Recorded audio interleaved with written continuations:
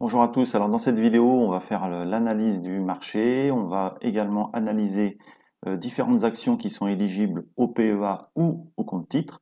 Donc on va voir l'analyse du CAC 40 d'abord, et puis ensuite on verra des actions comme Airbus, Valeo, la Fnac, Stellantis, Xilam Animation pour Adrien, Carbios pour Tomislav, c'est des abonnés à la chaîne.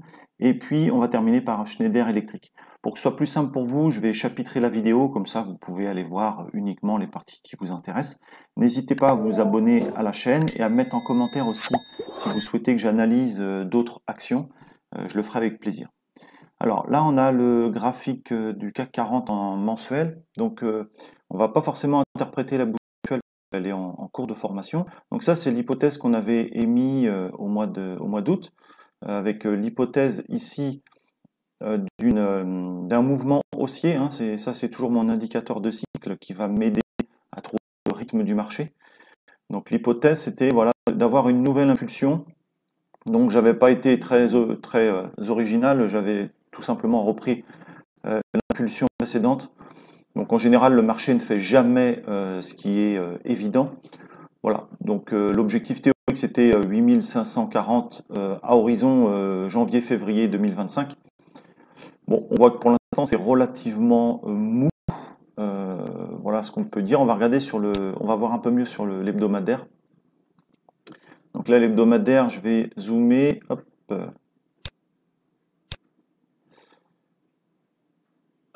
Donc là, l'hebdomadaire. Alors on a des niveaux qui sont intéressants.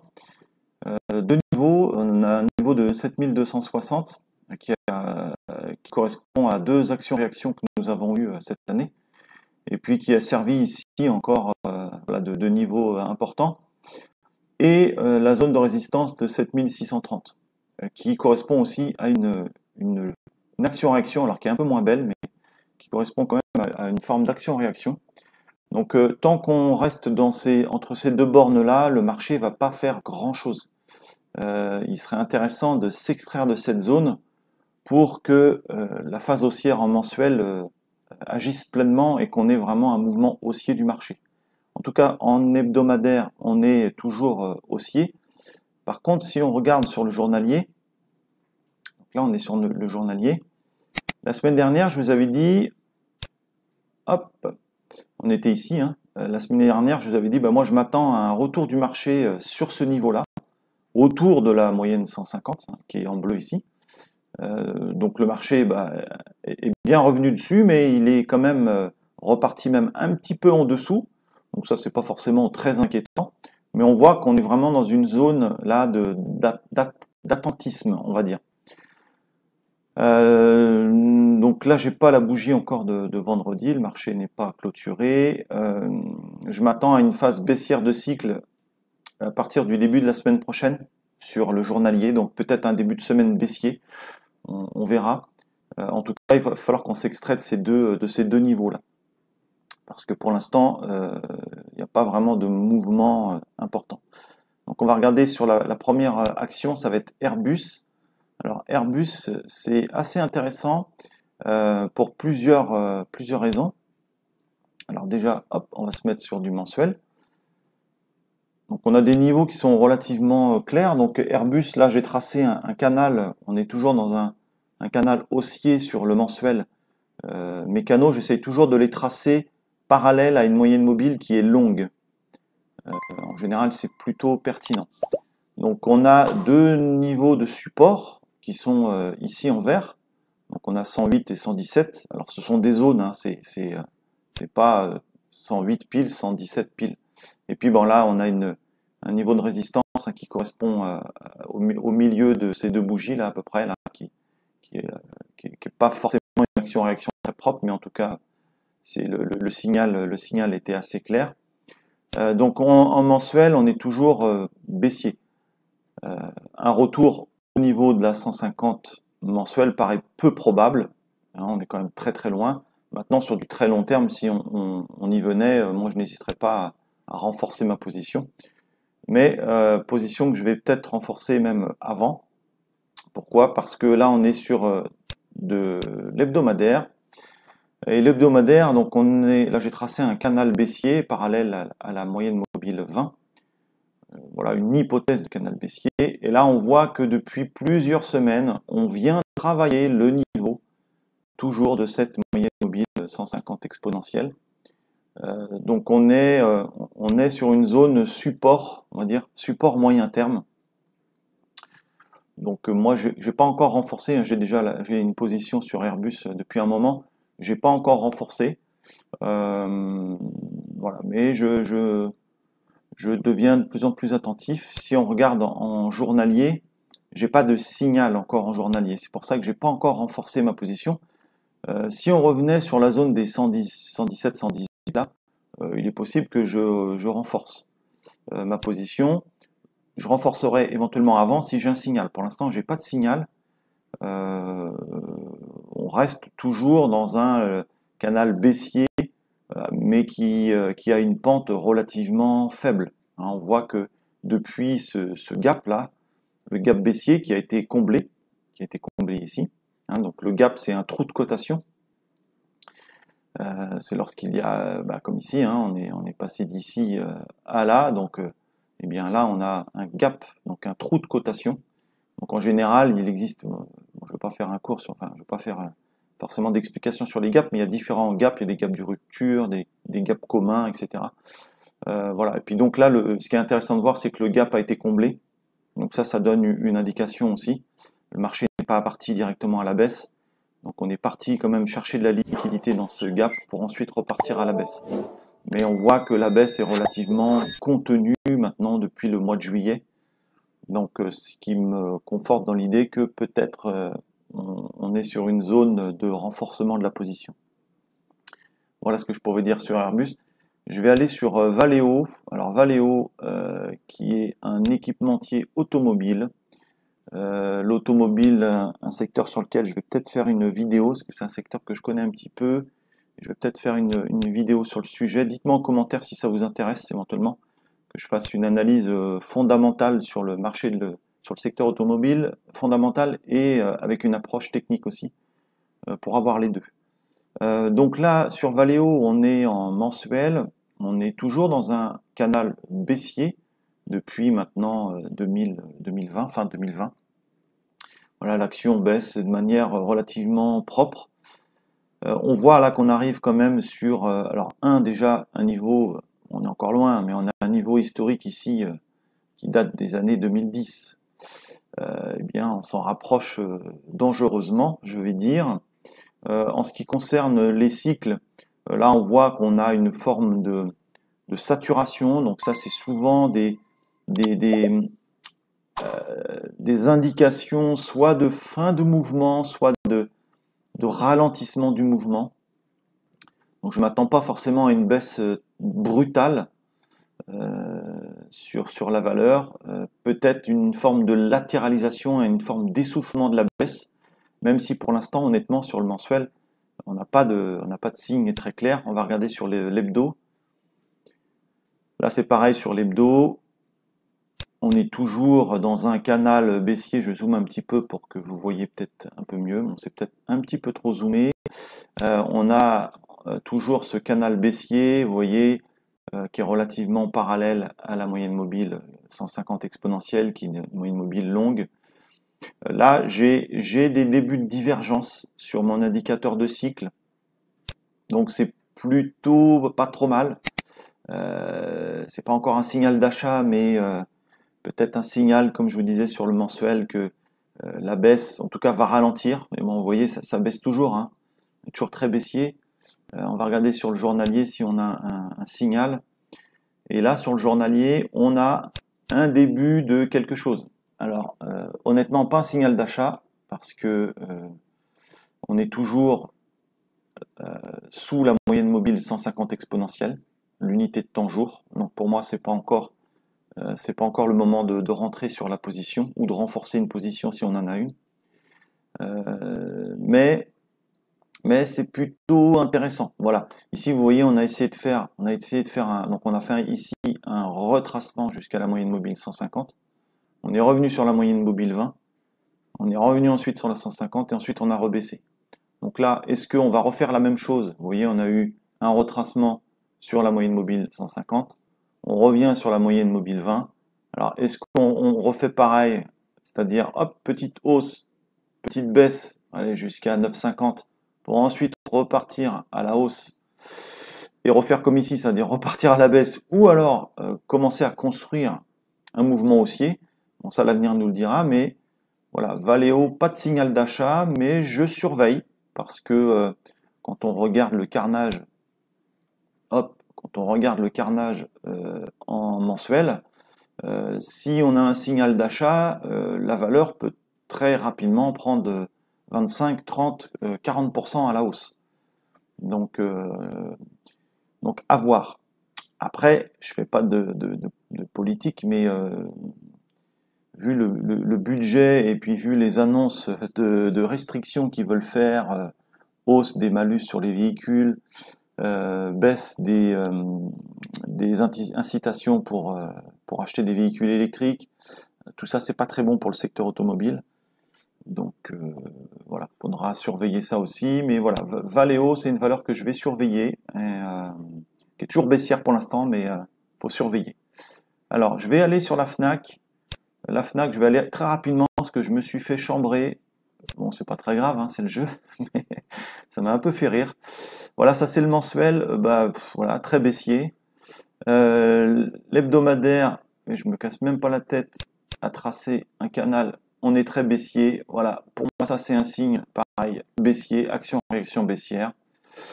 Et on arrive en journalier, et en fait, ça me fait rire parce que je me suis fait chambrer sur un forum, d'ailleurs sur lequel je vais plus aller parce que c'est vraiment la misère là-dedans. Parce que je disais qu'il se passait rien, voilà. En regardant sur le journalier, voilà, on est dans une forme de range là depuis 2022. Donc bon, il n'y a pas grand chose à faire sur cette valeur. Et je me suis fait chambrer parce que j'ai dû dire ça quand la valeur était peut-être là, je crois, je sais plus quand est-ce que c'était. Enfin, par là. Ouais, peut-être par là. Et puis l'action a fortement bondi lorsqu'il y a eu les annonces là de la Chine. Donc je me suis fait chambrer en me disant ah, il se passe jamais rien, regarde. Bon, je regarde, il se passe toujours rien. Hein. On est revenu au point de départ. Voilà, toujours essayer d'avoir une vision un petit peu plus long terme et pas se focaliser sur ce qui se passe au jour le jour parce que sinon on a la tête dans le guidon et on ne voit plus rien. Voilà pour la Fnac. Donc il se passe toujours rien sur la Fnac, circuler, il n'y a pas grand chose à voir. Stellantis. Alors Stellantis, celle-là je la suis, je l'ai pas en portefeuille parce que, eh bien, secteur automobile, j'y touche pas pour les raisons que j'ai évoquées rapidement tout à l'heure. On a vraiment une structure ici de bulle, hein, d'exagération. L'action tombe comme un couteau. Ça tombe très très vite. Donc ça va rebondir, hein, ça c'est sûr, ça va rebondir, mais quand? Pour l'instant, moi je ne sais pas. Donc je n'y touche pas. On est vraiment dans une configuration très particulière. Là, on est sur l'hebdomadaire et on est toujours baissier, même si effectivement on voit une forme de saturation là du volume, mais pas de signal d'achat quoi. Pas de signal d'achat. Une moyenne mobile 20, vous voyez, qui est parfaitement parallèle au cours. Alors on peut très bien rebondir un peu, hein, c'est pas impossible. Mais honnêtement, autant aller jouer au loto. En tout cas, c'est pas le moment. Surtout que là, je suis en journalier. Voilà, en journalier, on est toujours aussi très baissier. Je vous avais montré une. Je vais peut-être grossir. Dites-moi si c'est assez gros les graphes. Je sais pas toujours. Là, j'avais ici un support, voilà, qui était défini avec cette divergence. Et puis vous voyez comment on a cassé ce support avec cette bougie assez significative. On voit ici que sur mon indicateur, là, on devait avoir une phase haussière, c'est-à-dire une hausse des cours. Mais on voit bien que le marché a du mal, l'action elle a même du mal, Stellantis a du mal à monter, donc je ne serais pas surpris de voir voilà, une poursuite de la baisse, voilà, encore et encore. En tout cas, pas de signal d'achat sur Stellantis. Je vais passer à l'action suivante. Alors, une action que je ne connaissais pas du tout, qui m'a été demandée par Adrien, qui est abonné à la chaîne. Donc là, c'est le mensuel. Donc Adrien et tous les autres, ben moi, c'est pas du tout le genre de valeur que j'affectionne parce que très spéculatif, très spéculatif. Vous voyez, ça fait rien du tout, puis d'un coup, ça part, on dirait une crypto, quoi. Ça part en flèche, et puis derrière, pouf, le soufflet retombe. Et puis bah là, il retombe fortement. Donc sur le mensuel, j'ai pas grand-chose à dire, hein. Bon, les niveaux, on peut les définir avec l'historique, mais on va voir un peu mieux sur les unités inférieures. Là, pareil sur l'hebdo, bon, pas grand-chose. Par contre, si je regarde sur le jour, je vais vous montrer sur le jour. Donc on a deux bornes avec un gap énorme. Alors, honnêtement, je ne suis pas allé voir ce qui s'est passé là, mais le gap avec les volumes ici, là, le 27 octobre, je ne sais pas ce qu'ils ont annoncé. Vu la tête de la valeur, une augmentation de capital ou un profit warning ou je ne sais pas quoi, serait fort probable. Des volumes énormes, un gap énorme qui n'a pas été comblé. Donc cette zone-là, alors attends, je vais mettre, hop, je vais mettre exactement sur le niveau, voilà, 5,92. Donc ça, c'est vraiment le niveau qu'il faudrait franchir. Si on franchit ce niveau, pour moi, ce serait un signal positif pour aller venir au moins combler le gap, hein, qui est quasiment à 10 euros, à 9, hop, c'est combien? 9,68 à peu près. Donc là, effectivement, si on passe au-dessus de 5,92, les probabilités qu'on vienne combler le gap se renforcent. Voilà, mais on n'y est pas. Maintenant, quand on regarde la borne basse, là, ici, attends, je vais enlever ça parce qu'en fait, hop, on n'a pas besoin, les volumes, je vais les baisser, on n'a pas besoin non plus. Maintenant, la borne basse, bon, elle est plutôt propre, hein, plutôt bien définie. Une zone qui va être comprise, alors, hop, on va prendre ça, qui va être comprise entre, alors c'est des zones, hein, toujours, j'avais mis 3,78 à peu près, et 3,76 jusque niveau qu'il faudra éviter de casser quand même, et 3,28. Donc quand on reste sur cette zone-là, eh bien, si on est un peu joueur, ou si on connaît la valeur et qu'on estime qu'elle est à la cave de manière inconsidérée, eh bien c'est potentiellement effectivement une zone d'achat. Moi personnellement, je ne toucherai pas à ce genre d'action, ou alors il faudrait que je fasse une analyse fondamentale sur la valeur, mais honnêtement c'est pas ce que je ferai parce qu'il y a mieux à faire ailleurs. Voilà ce que je pouvais te dire, Adrien. Donc les bornes sont bien définies. Maintenant, j'ai pas de signal d'achat, quoi. J'ai rien.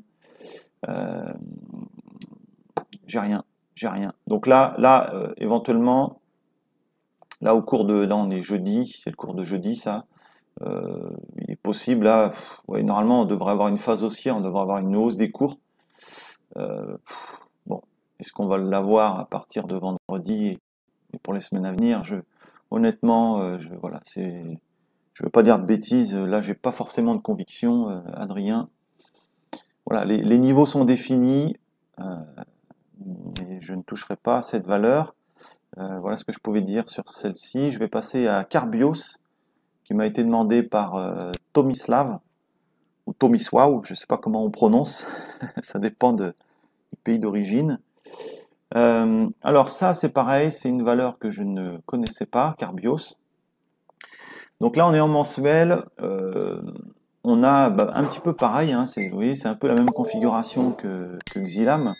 C'est-à-dire qu'on a une impulsion très forte et puis derrière, le soufflet retombe. On dirait une crypto. Donc on a deux niveaux là, un niveau autour des 10,40 et puis un niveau autour des 6,30 à peu près. Donc je vois pas comment on pourrait éviter d'arriver au minimum à 10,40 parce que là, vu la tête de la bougie, bon, même si le mois est pas écoulé, on voit bien que ça descend quand même très très vite. On a ici une très forte résistance, mais bon, inutile d'en parler, on est très très loin. Donc sur du mensuel, c'est vraiment très baissier hein, ça tombe en ligne droite. Donc il faut aller descendre pour regarder les niveaux. Et là, on a un niveau en hebdomadaire. On avait un niveau de 19 euros, hein, qui datait de 2022, sur lequel on est revenu rebondir en avril. Et puis vous voyez, voilà quoi, le rebond, les rebonds, vous voyez ici, premier rebond, deuxième rebond, troisième rebond, les rebonds qui sont de plus en plus bas. Bon, bah ça, c'est jamais très positif. Ensuite, on a latéralisé. Voilà, donc ça c'est pareil, faut pas casser le niveau quoi. Et vous voyez que dès qu'on a on a cassé le niveau des 19, donc on a cassé le niveau, on est revenu refaire un pullback ici ce jour-là, et puis derrière, boum, ça descend. Donc là en hebdo, on aurait pu espérer un rebond, une phase haussière, mais bon là quand on casse un niveau comme ça, là vous regardez aussi les volumes, c'est toujours intéressant de regarder les volumes. Quand vous regardez les volumes, voilà, on a du volume au niveau de la cassure, donc les volumes ont augmenté, donc c'est pas forcément engageant pour acheter, donc il faut descendre sur le jour. Et là sur le jour, donc j'ai un tracé. Alors mon canal, pas facile de tracer un canal honnêtement sur cette valeur. Enfin, en tout cas un canal long comme ça, il n'est pas forcément très joli mon canal. Faut pas forcément en tenir compte, il aurait fallu que je le fasse un peu plus court, puisque vous voyez que des fois, voilà, on sort allègrement de ce canal, mais les choses intéressantes sur ce graphe, c'est eh bien, ce que je vous ai montré sur l'hebdomadaire, le niveau qu'on a cassé, le pullback qu'on a fait, et ensuite l'accélération baissière, avec une moyenne mobile 20 qui descend fortement. Alors, on a ici donc une augmentation et on a mon indicateur de timing qui me dit que la phase haussière qui aurait dû arriver ici en fait sur ces bougies là, eh bien à la troisième bougie là, à la rouge, on sait que la phase haussière ne viendra pas. Et en général après une phase haussière on a une phase baissière. Eh bien c'est ce qu'on a eu là, une phase baissière, et qui ne va peut-être pas s'arrêter tout de suite. Après on a en aspect positif une forme de saturation, donc une forme d'excès baissier, mais un excès baissier n'est pas forcément un signal d'achat. Donc moi j'ai aucun signal d'achat sur cette valeur. Voilà, les niveaux sont relativement définis, je ne vais pas revenir dessus, mais je ne suis pas j'ai pas de signal d'achat en tout cas sur cette valeur, et je n'ai pas de vision très positive à court ou moyen terme sur cette valeur. Je vais passer à Schneider maintenant. Alors Schneider, là on est sur toute autre chose, pardon. Schneider, là si on regarde sur du mensuel, Schneider c'est une très belle valeur, on est dans un canal haussier depuis plusieurs années avec une accélération. Voilà, j'ai retracé un deuxième canal ici, on a eu une accélération là depuis un an, depuis un an exactement, avec maintenant un niveau qui était un niveau de résistance qui était de la zone des 231 euros, 230, 231, qui devient maintenant une zone support. Donc ça va très vite sur cette valeur. On voit une forme de saturation là sur mon indicateur de cycle. Donc c'est jamais voilà, ça peut être soit une annonciateur d'une fin de tendance, ou soit annonciateur d'une tendance en ligne, c'est-à-dire d'un mouvement haussier continu sans retracement. Si on regarde sur de l'hebdo, moi il y a un niveau qui m'intéresserait pour acheter cette valeur, c'est, si on regarde historiquement, c'est le niveau de la moyenne mobile qui est en bleu là, hein, qui a servi à de nombreuses reprises en support, en hebdomadaire. Donc là vous voyez qu'on en est très loin, hein, donc pour l'instant elle cote 160, elle est autour de 170 alors qu'on cote 239, donc bien sûr on est très loin, mais ça c'est une valeur que je n'ai pas en portefeuille, et c'est une valeur qui probablement fera partie de mon portefeuille lorsqu'on reviendra, si on revient, alors soit dans quelques mois, soit dans quelques années, je n'en sais rien, hein, quand on reviendra sur la zone de la 1150 exponentielle, il est probable que je rentre sur cette valeur. N'hésitez pas à me dire en commentaire si vous avez des actions que vous voulez que j'analyse. Je vous remercie de liker la vidéo si ça vous a plu, de vous abonner, et puis je vous dis à très bientôt. Salut à tous!